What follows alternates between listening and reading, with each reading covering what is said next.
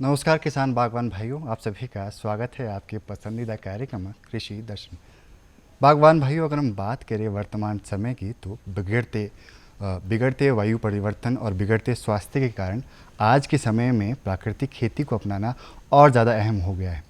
इसीलिए आज की इस कड़ी में हम एक ऐसी प्रगतिशील महिला किसान से बात करेंगे जिन्होंने अपने क्षेत्र की बहुत सी महिलाओं को प्राकृतिक खेती की तरफ रुझान्वित किया है और साथ ही किस तरह से प्राकृतिक खेती से हम नए नए रोज़गार के अवसर पा सकते हैं उसके बारे में भी नई प्रेरणा दी है।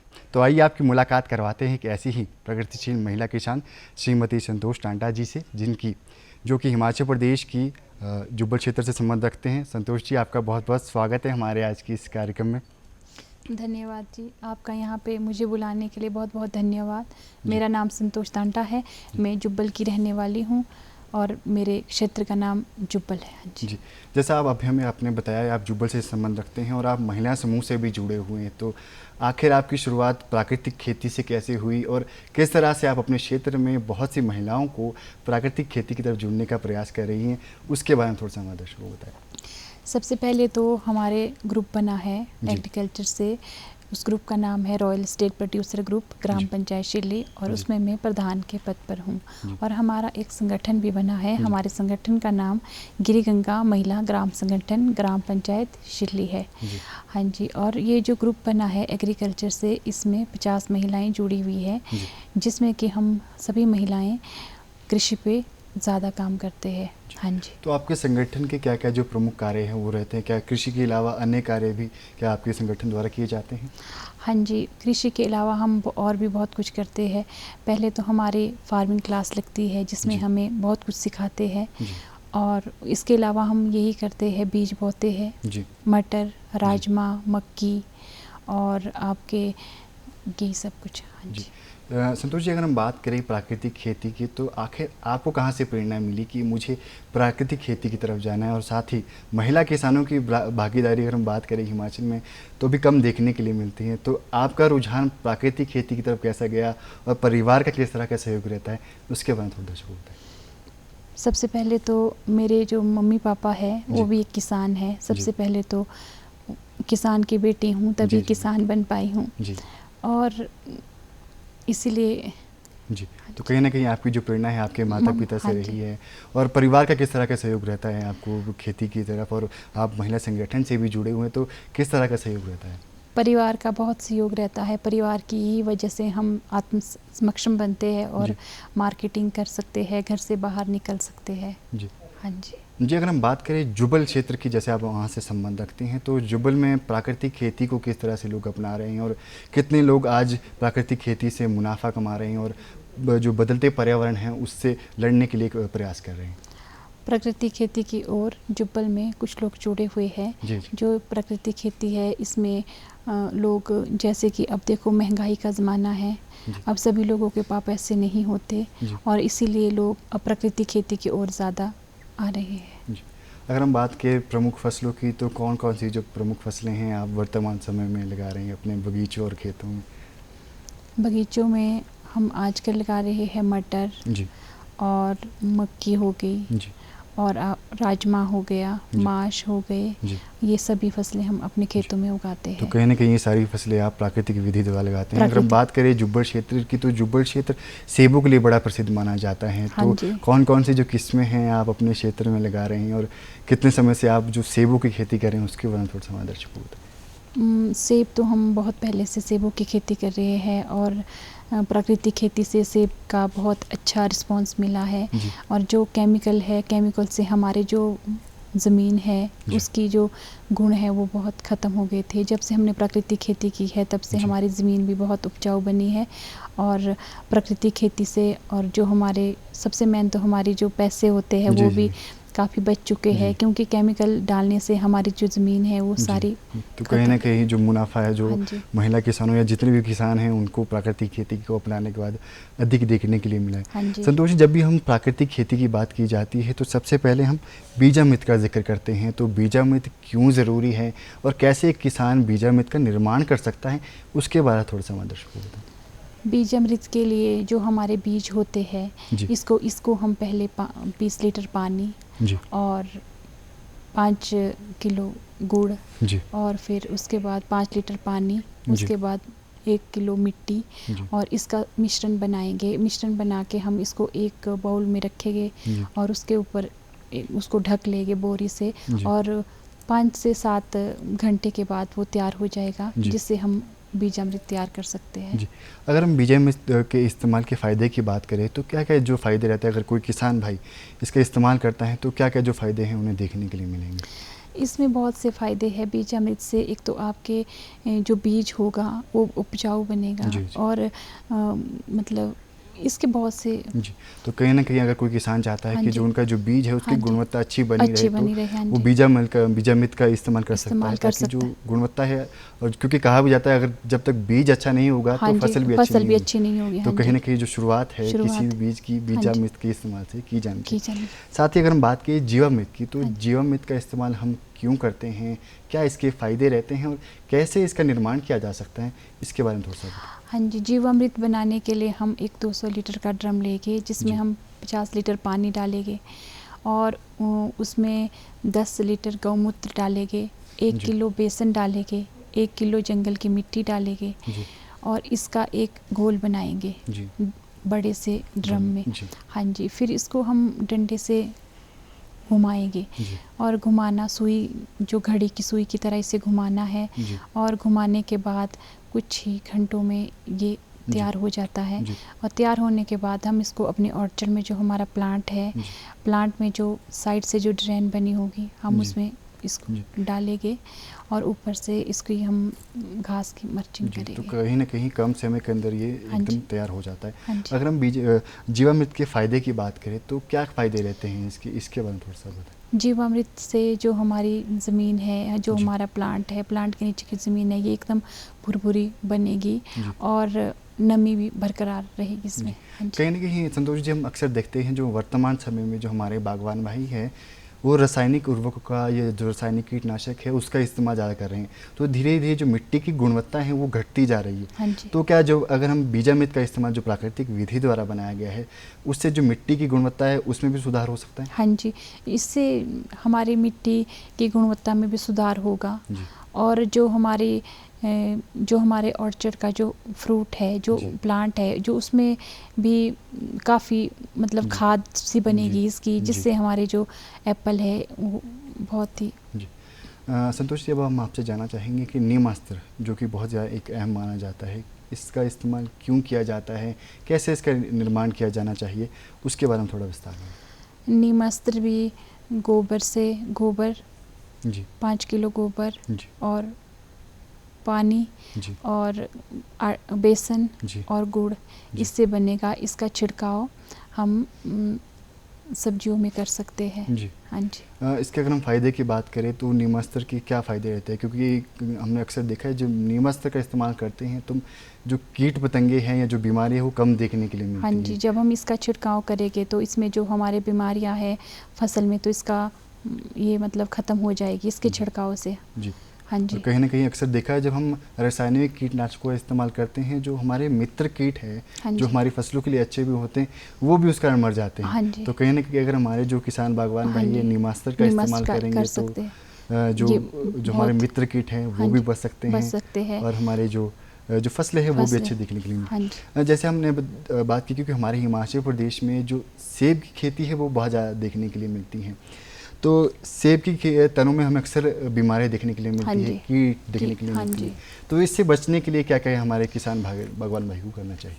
इससे बचने के लिए एक तो आपका अग्नि अस्त्र जी। जो है और उसका लेप बनाइए। जी। इसके लेप बनाने के लिए भी आपको गौमूत्र लेना पड़ेगा और गौमूत्र 10 लीटर गौमूत्र लीजिए। फिर इसमें एक गीला गोबर डालिए, 5 किलो गोबर डालिए और इसमें जो आपकी हम ऑर्चर्ड में जो लहसुन होती है उसका पेस्ट बनाकर जी। उसमें डालिए और इसका अच्छे से घोल बनाइए और इसको जी। अपने तन्ने पे लगाइए। इसके फ़ायदे ये है, अगर हम इसको तन्ने में लगाएंगे, जो हमारे तन्ने से जो पापड़े जैसे जी, जी। निकलते हैं वो भी नहीं निकलेंगे जी। और आपका तन्ना भी ठीक रहेगा जी। और आपके जो तन्ने में है कैंकर लगने की भी कम संभावना जी। रहेगी। जी, जैसे आपने बताया कि अग्न्यस्त्र का इस्तेमाल करने के क्या-क्या फ़ायदे हो सकते हैं। कितने समय के बाद इसका इस्तेमाल किया जाना चाहिए और कैसे-कैसे इसका इस्तेमाल किया जाना चाहिए?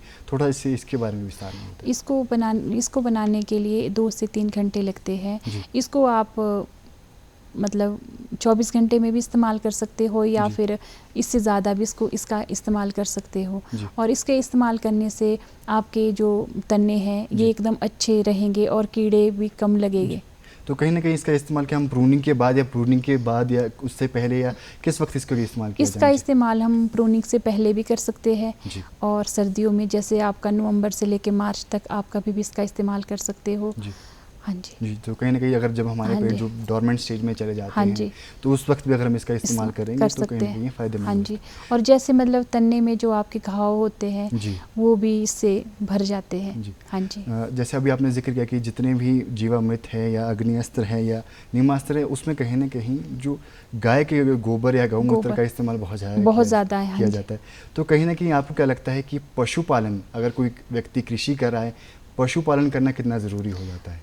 पशुपालन बहुत ज़रूरी है। एक तो हमारी गाय होती है, वो गौ माता है, जी। तो गौ माता का पालन ज़रूर कीजिए क्योंकि गाय का गोबर हमारे ऑर्चर्ड के लिए सबसे ज़रूरी है। खेती बाड़ी के लिए भी गाय का जो गोबर है वो बहुत ही, और गाय के गोबर से घी मिलता है। जी, तो और कहीं न कहीं अगर सभी कोई चीज़ें, हाँ जी, किसान या गौमूत्र है। बागवान भाई प्राकृतिक खेती को अपनाना चाह रहा है तो उसे सबसे पहले पशुपालन करना बहुत तभी ज़रूरी वो है। प्राकृतिक खेती को अच्छे तरीके से कर सकता है। जी। हाँ जी। अगर हम देख सकते हैं, हम हमारे दर्शकों को दिखाना भी चाहेंगे कि आपने प्राकृतिक खेती से द्वारा जो अलग-अलग जो फसलों से अलग-अलग जो किस्मों के जो अलग-अलग प्रोडक्ट्स लेकर आए हैं, कैसे इसका निर्माण किया गया है और क्या-क्या इसके फ़ायदे रहते हैं, थोड़ा-सा इसके बारे में हमारे दर्शकों को बताएँ। हाँ जी। ये मैंने लहसुन का अचार बनाया है। ये भी हमारे ऑर्चर्ड में जो लहसुन हुई है, जी। ये उसका अचार बना है। जी। कैसे इसका निर्माण बना है, इसकी किया गया है, उसके बारे में बताएँ और क्या-क्या इसकी विधि रहती है और क्या-क्या इसके फ़ायदे रहते हैं और कहाँ से हमारे जो अगर दर्शक है किसान भाई से लेना चाहते हैं, उसके बारे में थोड़ा-सा दर्शकों को। ये जो लहसुन का अचार है, इसकी विधि है, आप लहसुन को अच्छे से वॉश कीजिए, फिर जी। सुखाइए, फिर इसमें सभी खड़े मसाले यूज़ कीजिए जी। और तेल इसमें सरसों का होगा और इसमें कोई केमिकल यूज़ नहीं किया गया है। जी। हाँ जी। जी। हम साथ ही देख सकते हैं कि एक और किस्म का जो अचार है आप लेकर हाँ आए जी। हैं, किस चीज़ का ये अचार बना है और कैसे इसका निर्माण किया गया है, इसके बारे में थोड़ा-सा दर्शकों को। ये हमारे पहाड़ों में जी। बहुत पाया जाता है, इसे लिंगड़ू बोलते हैं, लिंगड़ू जी। का अचार। और ये भी ऑर्गेनिक होता है, जी। जंगल में पाया जाता है। जी। इसकी सब्जी भी बनती है और इसका अचार भी बनता है। जी। ये भी, इसको हम लाते हैं और अच्छे से वॉश करते हैं। वॉश करने के बाद इसकी कटिंग होती है। कटिंग होने के बाद इससे जो मॉइस्चर होता है, सारा मॉइस्चर निकाल के जी। उसके बाद इसमें अचार के जो सभी मसाले होते हैं उसे यूज़ करते हैं।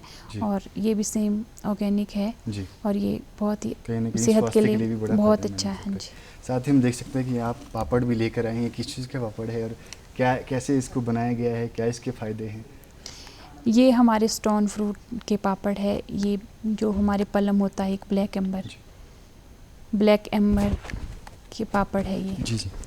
और ब्लैक एम्बर हमारा एक स्टोन फ्रूट है। जी। इसको हम अच्छे से, जब ये पक जाता है तो हम इसको ग्राइंड करते हैं। ग्राइंड करने के बाद फिर हम इसको अच्छे से धूप लगाते हैं। धूप लगाने के बाद फिर हम इसे तैयार करते हैं और बच्चे इसे बहुत ज़्यादा पसंद करते हैं। जी। तो हाँ कहीं जी। न कहीं अगर कोई छोटे बच्चे इसका इस्तेमाल करना हाँ चाह जी। रहे हैं तो उनके लिए भी फ़ायदेमंद होता है, स्वास्थ्य के लिए भी स्वास्थ्य फ़ायदेमंद के लिए, होता है। हाँ जी। साथ ही हम देख सकते हैं कि आप बढ़िया भी लेकर आए हाँ हैं, जी। किस चीज़ की ये बनी है, क्या इसके फ़ायदे हैं? ये हमारे अपने ऑर्चर्ड में जो माश होते हैं, माश जी। की बढ़िया हैं। इसे जी। हम माश को पानी में डिप करते हैं। डिप करने के बाद हम इसे वॉश करते हैं। वॉश करने के बाद हम इसे ग्राइंड करते हैं। जी। ग्राइंड करने के बाद हम इसके छोटे छोटे बाइट धूप में सुखाते जी। हैं।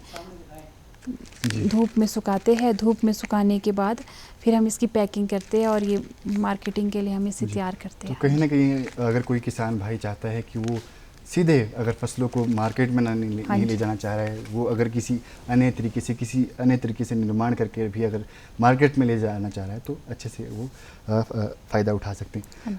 संतोष जी, अब हम जानना चाहेंगे कि अक्सर हमने देखा है कि काफ़ी किसान भाई मल्चिंग के लिए प्लास्टिक शीट का इस्तेमाल करते हैं। हाँ कहीं न जी। कहीं जब मिट्टी की जो नमी है उसे बनाए रखने के लिए मल्चिंग बड़ी एक अहम मानी जाती है। हाँ जी। तो अगर हमें प्राकृतिक विधि से अगर मल्चिंग करनी है या मिट्टी की नमी बनाए रखनी है तो कैसे हमारे किसान बागवान भाई मल्चिंग कर सकते हैं?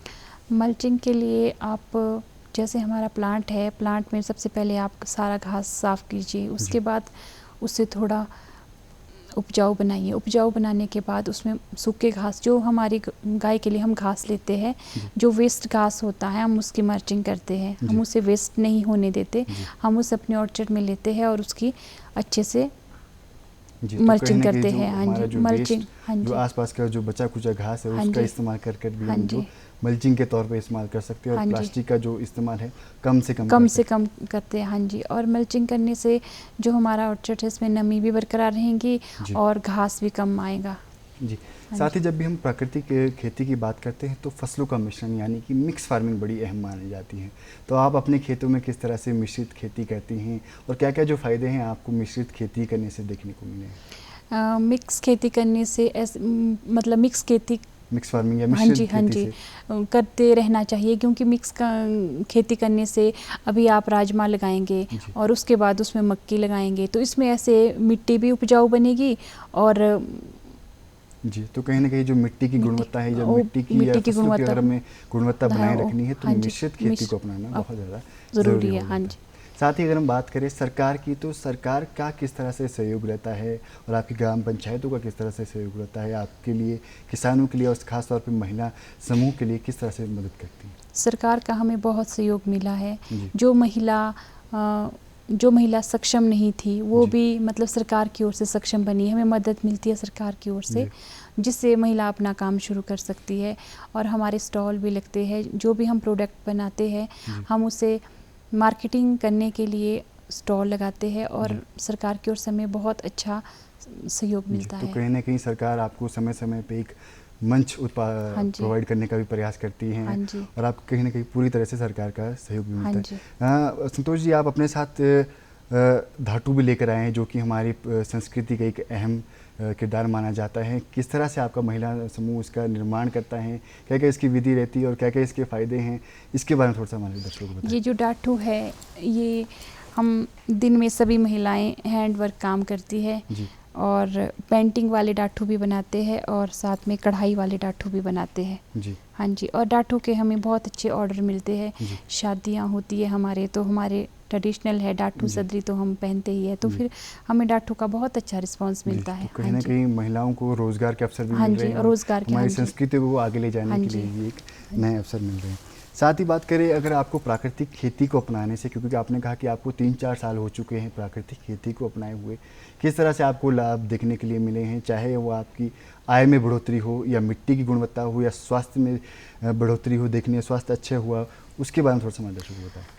सबसे पहले तो आयु में बहुत बढ़ोतरी हुई है, जी। और स्वास्थ्य भी, जब से हमने प्राकृतिक खेती की है तब से हमारा स्वास्थ्य भी एकदम जी। ठीक रहा है। जी। और जो हम केमिकल वाली चीज़ें यूज़ करते थे है, जी। और अब हम केमिकल कम यूज़ करते हैं। जी। प्राकृतिक खेती से हमें बहुत ज़्यादा जी। फायदे जी। मिले। हाँ तो जी, कहीं न कहीं एक समय होता था जब हमारे किसान भाई हैं वो रासायनिक कीटनाशक या रासायनिक उर्वरकों का इस्तेमाल करते थे, जो हाँ कि जी, हर किसी किसानों के हाँ लिए जी,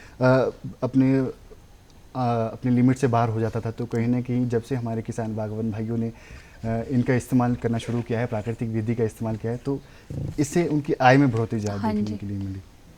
साथ ही बात करेंगे अगर हम रोज़गार की, तो अगर किसान भाई प्राकृतिक खेती को अपनाता है तो रोज़गार के किस तरह के अवसर देखने के लिए मिल सकते हैं? अगर प्राकृतिक खेती को अपनाते हैं तो रोज़गार के बहुत से साधन, पहले तो अपनी जो ज़मीन है, अपने खेत है, वो उपजाऊ बनेगी। अगर किसान खुद काम करेगा जी। अपनी ज़मीन पे, तो ज़मीन भी, जी, कहीं न कहीं ज़मीन की जो गुणवत्ता है वो भी वो बेहतर भी, होगी। हाँ जी, जी, और साथ ही जैसे कि आप महिला समूह से जुड़े हुए हैं, तो और अधिक महिलाएं हैं जो हाँ आपके जी, समूह से जुड़ी हैं, हाँ तो जी, महिलाओं को भी रोज़गार के अवसर मिल रोज़गार रहे का अवसर मिलेगा। हाँ जी, हैं। जी, साथ ही बात करें वर्तमान समय में प्राकृतिक खेती हर किसी किसान बागवान भाइयों को नहीं पता है, तो इससे संबंधित जानकारी अगर किसी हमारे बागवान या महिला किसानों को लेनी है, कैसे हमारे जो किसान बागवान भाई हैं इससे संबंधित जानकारी वो ट्रेनिंग ले सकते हैं?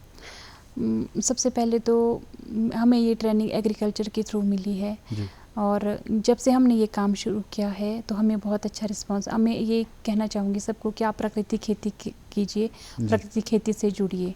जी। हाँ जी, साथ ही अगर हम बात करें मार्केट वैल्यू की, किस तरह के जो आपको दाम है, क्योंकि आप प्राकृतिक विधि से उगाते हैं और आज के समय की बात करें तो हर किसी को जो नेचुरल फार्मिंग द्वारा जो उगाई गई जो फसलें हैं उसका इस्तेमाल करना है, तो मार्केट में किस तरह के रेट देखने के लिए मिलते हैं और लोगों का किस तरह का रिएक्शन रहता है या रिस्पॉन्स रहता है, उसके बारे में थोड़ा सा बताएं। मार्केटिंग में बहुत अच्छे रेट मिलते हैं और रिस्पांस भी लोगों का बहुत ही अच्छा आता है और पेवर चीज़ है, ऑर्गेनिक चीज़ है, इसमें कोई भी केमिकल नहीं है जी तो इसमें अच्छा रिस्पांस आता है। जी।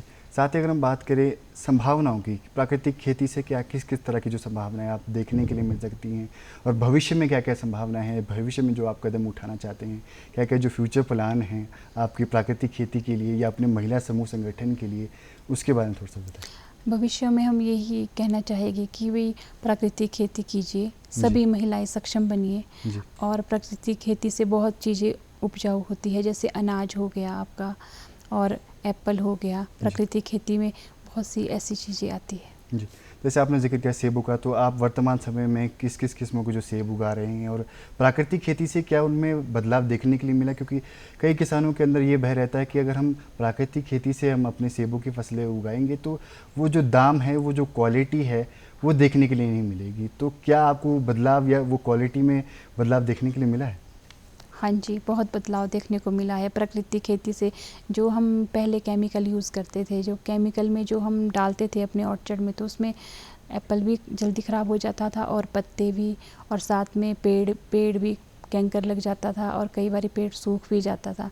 और जब से हमने प्राकृतिक खेती की है, इसमें हमें बहुत फ़ायदा हुआ है और पत्ते भी हमारे ठीक है और साथ में हमारे एप्पल भी एकदम, देखिए आप एकदम एप्पल एकदम फ्रेश है। जी, तो कहीं न कहीं जो आपकी जो सेब की जो गुणवत्ता है वो भी अधिक देखने को मिली। जैसे आपने जिक्र किया कि अक्सर हमारे जो पेड़ सूख जाते थे, बीमारियाँ लग जाती थी पेड़ों में और हमें रासायनिक उर्वरकों का इस्तेमाल करना पड़ता था। तो कैसे हम अपने जो पेड़ों को, उसको स्वास्थ्य को उचित तरीके से बनाए रख सकते हैं और क्या-क्या जो प्राकृतिक जो विधि से जो चीज़ें हैं, क्या-क्या जो नेचुरल फार्मिंग की जो चीज़ें उसका हम इस्तेमाल कर सकते हैं ताकि जो हमारे जो सेबों के जो पेड़ है उनका स्वास्थ्य अच्छा बना रहे। हाँ जी, जो प्राकृतिक खेती से जो हमारे पेड़ है एकदम मतलब अब अच्छे बनेंगे, पत्ते भी एकदम ठीक है, नहीं तो पहले पत्ते झड़ जाते थे, पेड़ सूख जाता था जी। और जब से हमने प्राकृतिक खेती यूज़ की है तब से हमें आयों में भी बढ़ोतरी हुई है और साथ ही में प्राकृतिक खेती में एप्पल भी एकदम फ्रेश और तंदुरुस्त है। जी।